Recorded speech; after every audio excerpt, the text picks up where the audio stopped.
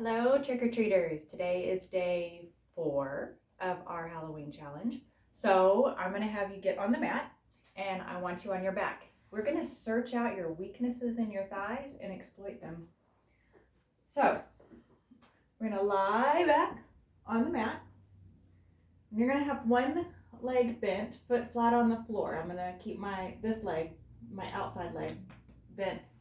And then this leg, we're going to straighten out, toes pointing up to the ceiling. So you're in kind of a neutral thigh here. I want you to check your pelvis, that your pelvis is in neutral. That means that the hip bones, or ASIS, and the pubic symphysis, or the pubic bone, are all in the same plane, which is parallel to the floor.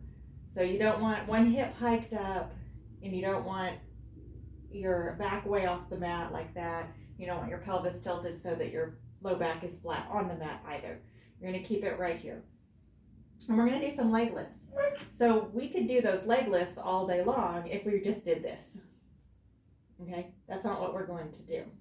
You're going to put your hands on your pelvis and check that it stays in neutral. You're going to keep this foot very light on the floor. You're not going to press down with it. That will help you, and we don't want any extra help.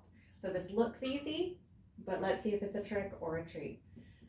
Okay, so you're going to lift up this leg very slowly, maybe to about 5 seconds, 6 seconds, to the height of the opposite knee, and then take it down with that same deliberate slowness.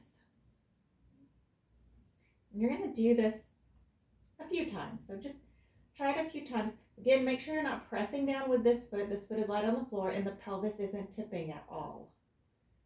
So very slow and very deliberate.